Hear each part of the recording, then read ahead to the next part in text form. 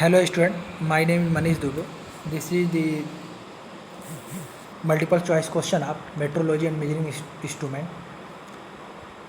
इसके पहले हम 2 पार्ट और भेज चुके हैं मल्टीपल चॉइस क्वेश्चन का। आज हम तीसरे पार्ट में देखेंगे कौन कौन से क्वेश्चन बन सकते हैं। देखिए पहला क्वेश्चन है माइक्रोमीटर का अल्पतमांक। अल्पतमांक मीन्स लीस्ट काउंट इसकी इंग्लिश होती है। जैसे माइक्रोमीटर का लीस्ट काउंट क्या होता है, मैंने बताया था माइक्रोमीटर का लीस्ट काउंट जो होता है 0.01 mm होता है, बताया था मैंने। तो ऑप्शन हो जाएगा ए पार्ट 0.01 mm। देखिए प्रकाशित तुलनित्र का कार्य सिद्धांत है। प्रकाशित तुलनित्र का इंग्लिश होता है ऑप्टिकल कंपैरेटर। तो ये कंपैरेटर जो होता है ऑप्टिकल कंपैरेटर क्या करता है, कंपेयर कराता है। कंपेयर मीन्स रफनेस चेक करता है, सरफेस कितना स्मूथ है क्या है। ये किस सिद्धांत पे काम करता है, देखिए ये प्रकाश की ये रिफ्लेक्शन के सिद्धांत पे। क्योंकि अगर मान लो कोई सरफेस से चेक करना है तो क्या करोगे, प्रकाश को इस पर भेजोगे और प्रकाश परावर्तित होगा। तो परावर्तित होगा तो इससे पता चल जाएगा कि रफनेस है क्या है। तो ये प्रकाश के परावर्तन रिफ्लेक्शन पे तो कभी प्रकाश का अपवर्तन पे तो काम नहीं करे, क्योंकि अपवर्तन क्या होता है, एक माध्यम से दूसरे माध्यम में चली जाएगी लाइट, व्यतिकरण पे भी नहीं काम करेगा, नन ऑफ दी। तो ऑप्शन हो जाएगा ए पार्ट, प्रकाश का परावर्तन। अब आते हैं अगला क्वेश्चन देखते हैं। चित्र में दिखाए गए माइक्रोमीटर का पाठ्यांक क्या होगा। इस तरह से क्वेश्चन आ सकते हैं पेपर में आप लोग के। देखिए माइक्रोमीटर ऐसे बना दिया है। तो माइक्रोमीटर मैंने बताया था माइक्रोमीटर से रीडिंग कैसे लेते हैं। देखिए ये आपका होता है मेन स्केल, ये होता है मेन स्केल।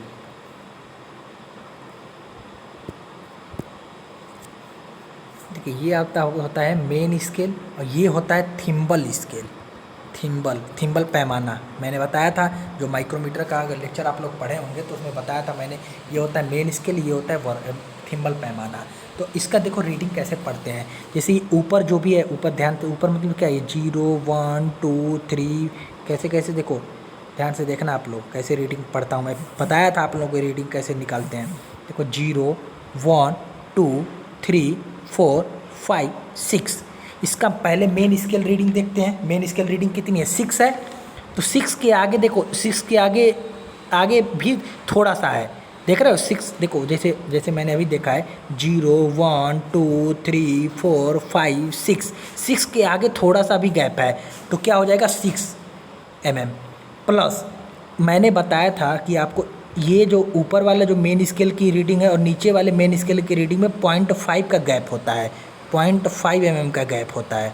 जैसे देखो आप 6 तक यहाँ तक पहुँच गए, लेकिन आप देख रहे हो ये जो थिम्बल स्केल है, ये थिम्बल स्केल और मेन थिम्बल स्केल किस पे कॉन्साइड का, देखो ये देख रहे हो थिम्बल स्केल का, ये देखो कर्सर देखते रहना, थिम्बल स्केल का जो पैमाना है देख रहे हो इस पे जा रहा है। तो इसका मतलब जो आपने 6 तक ले गए, 6 के आगे थोड़ा सा क्या ये इससे कॉन्साइड कर रहा है। तो कितना का आपको बताया था मैंने, ऊपर वाला जो स्केल है और नीचे वाले स्केल में कितना अंतर, 0.5 का अंतर। तो 6 हो जाएगा प्लस 0.5 बताया था मैंने।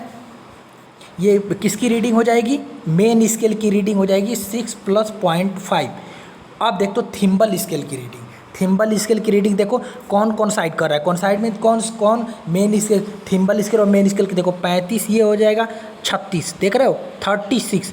देखो ये 36 हो जाएगा ना, 36 37 38 39 40 तब जाके तो 36 आपका main 36 thimble scale main scale से कॉन्साइड कर रहा है। तो 36 ये आपका इसका रीडिंग हो जाएगा, क्या कहते हैं थिम्बल स्केल का। लेकिन मैंने बताया था जो थिम्बल स्केल में जो रीडिंग आती है उसमें लीस्ट काउंट का मल्टीप्लाई करते हैं। तो 36 × 0.01 mm, तो ये पूरा जोड़ के आपका आएगा 6.86 mm।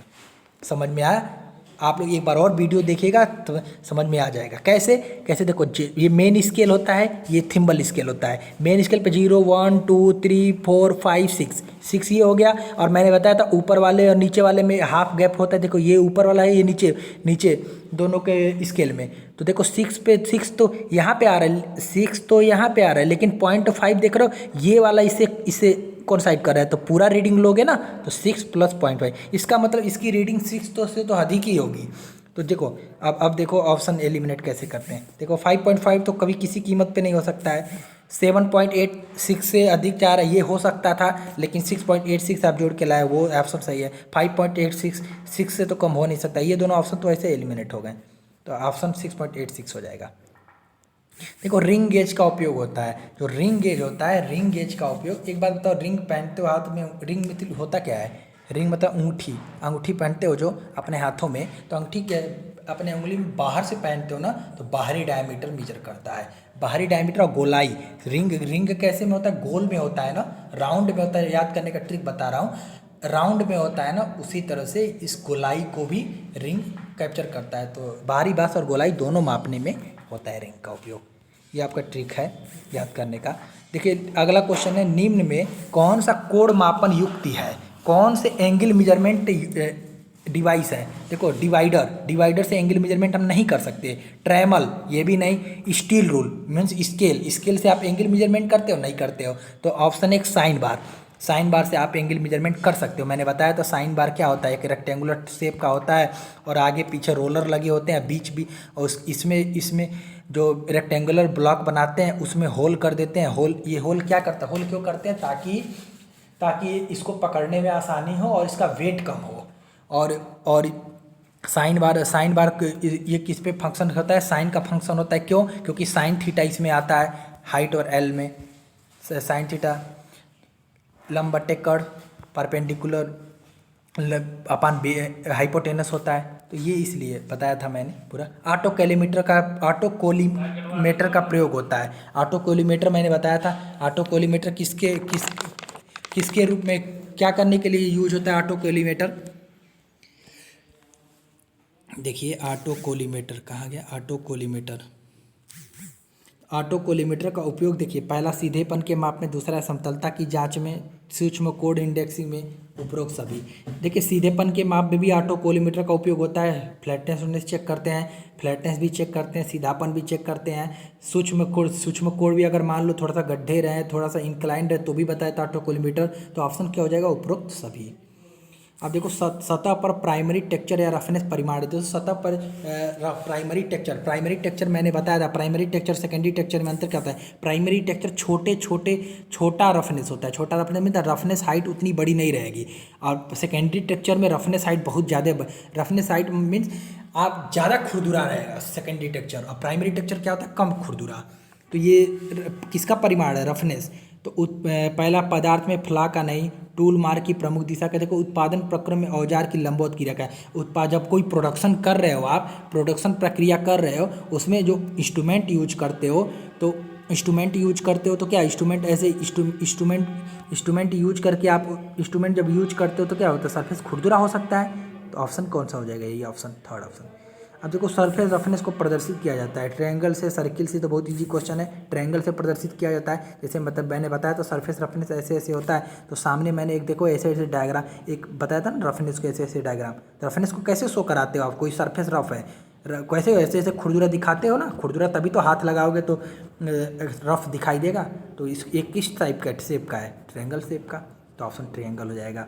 अगला क्वेश्चन है, सरफेस रफनेस का प्राइमरी टेक्सचर मापता है। मैंने अभी बताया प्राइमरी टेक्सचर क्या होता है? छोटी वेवलेंथ होती है, छोटी वेवलेंथ छोटी तरंगदैर्घ्य की होती है, जैसे छोटे होते हैं रफनेस होती है। और सेकेंडरी टेक्सचर क्या होता है? बड़ा रफनेस।